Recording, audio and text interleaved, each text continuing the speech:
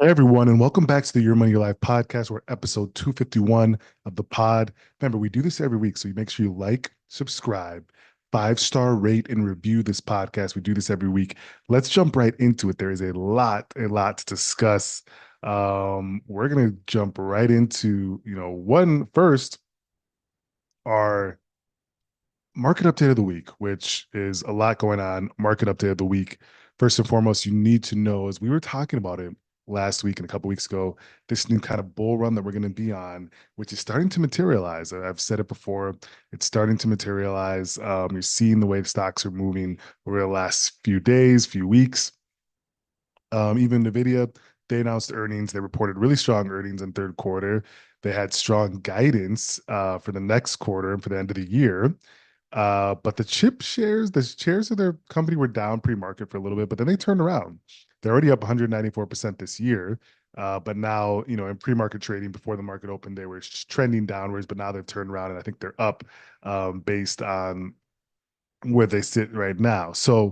Um, so right now they are trading a little bit higher today. So far, start the day. This is again Thursday morning, after the bell just opened about 4 or 5 minutes ago.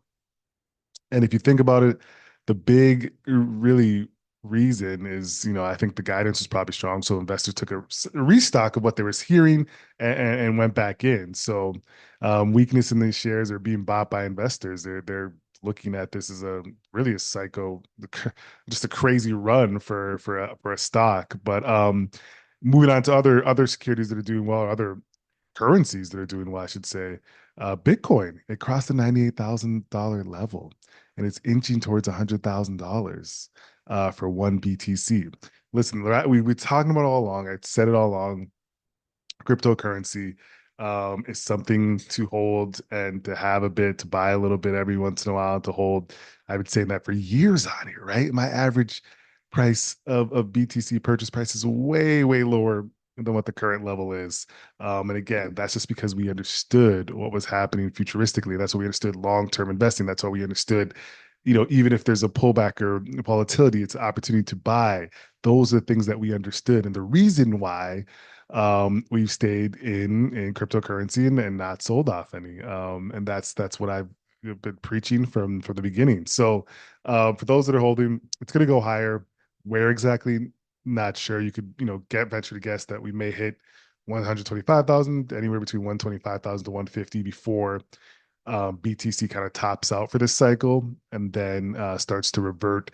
And then it will probably revert into alternative coins, like, or altcoins, they call it, like Ethereum, other small gambling coins that people like to gamble on, is probably what's next after BTC tops or hits its high for this cycle and then starts to retreat. So again, something we've talked about for many, many times, and something that we've pushed, as far as for people holding a little bit.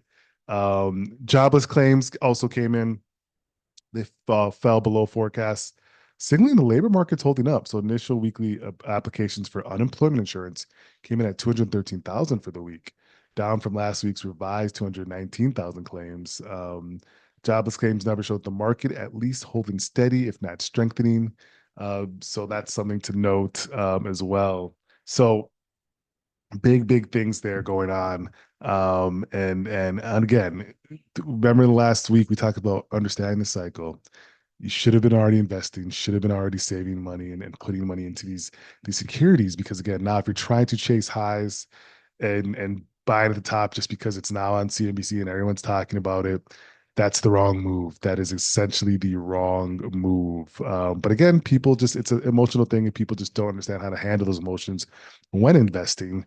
That's why they use the experts, because they're just not equipped to handle how emotional it is when you're investing.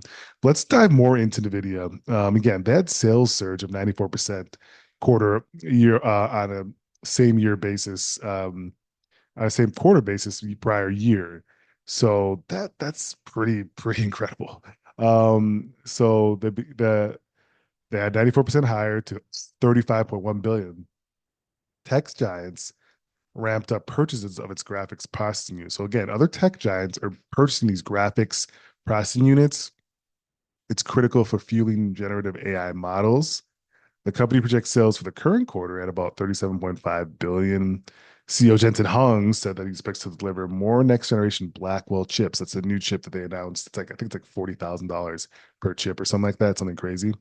Um, they expect to deliver more next generation Blackwell chips than previously estimated, with a market value of 3.6 trillion. NVIDIA's 200% stock surge this year has propelled it past Apple to become the world's most valuable company. So we didn't talk about that. NVIDIA is actually the world's most valuable company now. Did pass Apple, and it had a 200% stock surge this year, which is incredible, crazy. Again, their revenue was up 94%, net income soared 109%. This AI revolution is something to be really, really paying attention to. I use AI chat boxes, um, other ways of using AI. They're still figuring out exactly what's going to be the mass use thing. I think chat boxes and search is one of them. But we'll see exactly what lends to people really, really loving AI and really a mass consumable, function for it. But there's things that, even businesses are going to be using. A lot of businesses have things that they use with AI as well. So it's going to be widely consumed. So if you're not paying attention or you're not using it, I would suggest diving in a little bit more just to get a better understanding of what's going on. Again, we talked about Bitcoin. It briefly broke 98,000 for the first time. There's an actually brought up the Bitcoin chart. So we can see again, year to date, as you see here for the YouTubers, we're climbing towards 100,000. Remember, people said, "Oh, BTC and all these different things dead." No, year to date's up 129,000%, 129%. In the past week, it's up 7%. And again, holding. If you look at the chart, look at the 5-year chart. There are going to be some volatilities. If you can't handle volatilities investing, you shouldn't be investing. We've talked about that before. You can't handle corrections, downturns. You shouldn't be investing with that portion of money, or maybe you're just putting too much in because you're not able to withstand seeing opportunity, because this is essentially was opportunity for investors in the bear market of 2022, 2023. And then, of course, in 2024, we're seeing an increase. And then the cycle, again, we think in mid 2025 or somewhere around 2025, it'll top out and will move to altcoins. And then, then we'll have a bear market again. Same old cycle. It's happened 3 or 4 times. And again, that's what's happening right now. So that's what we've seen on the BTC side. Let's move over to the general market. On a 5-day basis, we're a little bit down, like less than a little bit over 1%. Year to date, again, 25%, super strong. People have told you, oh, market said there's not much chatter about the market anymore. If you look at search trends on investing, search trends on cryptocurrency, they are flat as can be, right? People are not talking about it because I think a lot of people, when a bear market happens, they left. They were just looking for a quick way to get rich. They weren't looking for sustaining and growing wealth slowly over time. So if you look at the actual search trends on Google, I, I guarantee you to look at it. I want you to look at it. You'll see that. You search trends on cryptocurrency, search trends on stocks, investing. They're still flat. They're starting to creep up now because things are going back up to incredible highs, or in BTC's case, already past highs in the general stock market, past highs as well. And so people are going to start to, like, at the top, of course, come back in.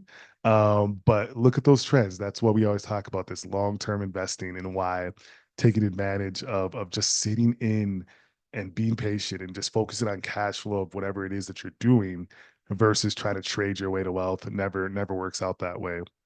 Let's move away from Bitcoin investing for a second. Talk about McDonald's. They're planning to get cost conscious customers in 2025 with the new McValue strategy. The efforts will include extending the popular $5 meal deal through the first half of next year, debuting a buy one add one for $1 off for menu items such as McChicken and sausage McMuffin.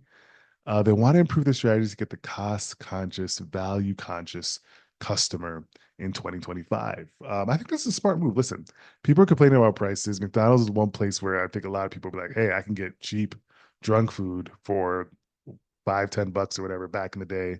Now, of course, you order Uber Eats, it's 30, 40, $50, fine, whatever. But a lot of people are more conscious about this. And if they're leading into a customer that is usually that's frequents McDonald's, they want to try to bring them back by being a value place, by being a place where people can go in and find prices that are a little bit less eye-popping and shocking to them, I suppose. So that's something that I think is a smart move. We'll see if it pans out. Like McDonald's is a stock that I'm actually curious on what they've done so far this year. So for all the YouTube folks, we're looking at their chart and it's struggled. And this might be part of the reason why they're using this strategy. It struggled year to date. It's down 1%, a little bit over 1%, while the market's up 25%. So not good, right? So this is a stock that's not performing well. It's it should be more. I guess it's maybe people consider this a value play. Is this being dislocated, or is this a dislocation in the pricing in the market where people think there is opportunity here? And we'll see that this strategy pans out, then that would lend to be true. But we'll have to see if that is the case. So we'll watch that closely. That's really interesting to me about McDonald's. Let's look at AI spend. So we were talking about AI. We were talking about NVIDIA. But AI spend is now soaring 500% to 13.8 billion. Investment in generative artificial intelligence has skyrocketed this year, with businesses collectively upping their spend 500% to 13.8 billion, according to a new report from Menlo Ventures. OpenAI's market share fell to 34% from 50%, while Anthropic's doubled 24% from 12, according to Menlo, and invested in Anthropic. The data reflected that many companies are now using models such as OpenAI's Chat, GPT, and Anthropic's Claude. The report is based on a survey of 600 enterprise IT decision makers, also growing interest in AI agents. So this is pretty much saying that people are starting to use AI, and that's why I was saying earlier that if you're not even like just playing around with it or finding a tool that might be work for you, there's many different tools besides chat boxes. um you could find what's worth for you, and maybe it's something else and you're just looking into how you want to work it. Just find what's work for you and just play around with it, because you want to be available used to using these new tools that are super helpful and that are going to be used in the future. And yeah, people talk about how it's going to take away jobs and stuff. Yeah, that's true to an extent. um but you just want to be careful. You just want to use this because it's something that's going to be really heavily used in the future, and you don't want to fall behind, right? So get used to it, figure out what's helpful for you, and do so. Comcast sheds most of NBC used cable channel. Oh, it's interesting. So Comcast is so NBC Universal owner Comcast, it said it's spinning off most of all of NBC Universal's cable TV biz. The new company channels will include the news company's channel will include CNBC, USAE. NBC will hang on to assets including Universal Studio theme parks, the streaming service Peacock. Oh, interesting. I should actually be paying attention to this. So NBC, Comcast Universal is spinning off um their their Universal portion. And the new company is going to just be kind of the direct to TV linear with CNBC USA E, and NBC Universal will hang on to assets like Universal Studios. And this is so interesting. So Comcast spent nearly 30 billion to acquire NBC Universal in the early 2010s, and in the heyday, it had hits like Friday Night Lights. Oh, what a great show! Remember Friday Night Lights? Oh man, uh, Clear Eyes, Full Hearts, Can't Lose. Wow, what a good show. So if you look at this, it's interesting. I think again, people are looking to ways to divest, to streamline, to be more efficient. And Comcast said, "Hey, we want to just sell this off or spin this off, have it be its own company, focused directly on linear TV, cable, and slim down its operations." Warner Bros. Discovery and Paramount slashed valuations of their cable business. I think a lot of this is because people are realizing that streaming, YouTube, Netflix. We're going to talk about Netflix in a second. Are just becoming such a prowess competitor that they have to figure out ways to just focus directly on competing with them. And so this is one of the ways they're doing that. So interesting. We got to keep our eyes on that. I think that's something to watch out for. Um, HarperCollins will let Microsoft license some of its authors' books for AI training. Interesting. So now they're going to be able to license those books and teach people how to just create stories and movies and all different things. Walmart raised its sales outlook again as high earners splurge on nice to haves. Okay, going to Walmart for nice to haves. Love it. Google, no, that's a interesting story. Netflix boosting Netflix boxing boost. So I was out of the country, but I was still able to catch some of it. I fell asleep right before the Jake Paul fight, which is great for me. I saw the one that I wanted to see, Amanda Serrano, Katie Taylor. That was a fight of the year, at least one of the fights of the year. I've watched boxing a lot, so well, not a casual watcher, so I've watched many of the other fights that, but this was in contention. Amanda Serrano and Katie Taylor was a co-main event for the Jake Paul and Mike Tyson fight. And if you watch those, it was on Netflix again. Netflix said that there was only 65 million households that's tuned in, which is a lot.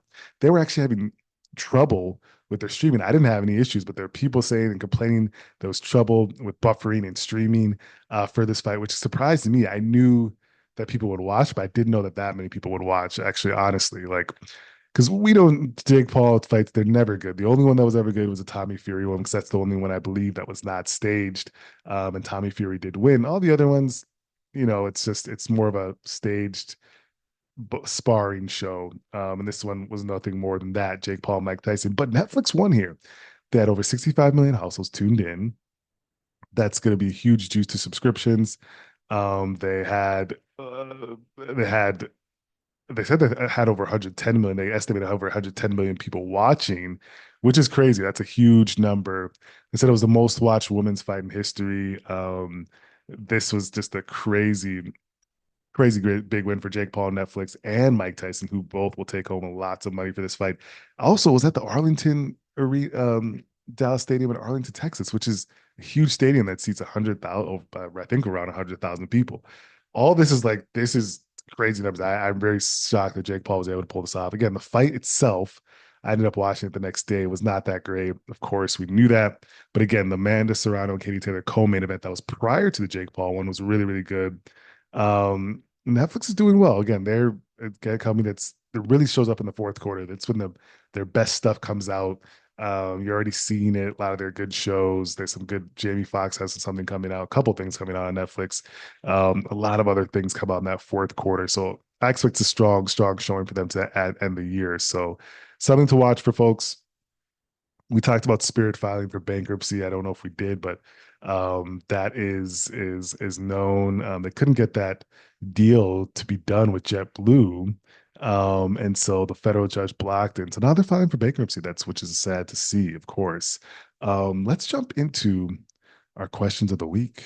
Our questions of the week, folks. Let's see what we have. What percent of people make an unplanned purchase? What percent of people make an impulse purchase last holiday season? So, what percent of people made an impulse purchase last holiday season? I mean, that's going to be a lot, like over 60%, I would say. The answer is 54%. That is the percent of people that make an unplanned purchase last holiday. And yeah, that makes sense. It's holidays, everyone's got to do some presents, this, getting together, family gatherings, this, that. Of course, you're going to have unplanned purchases. That makes all the sense to me. What is the average annual healthcare cost for someone with diabetes? That's interesting. I don't know.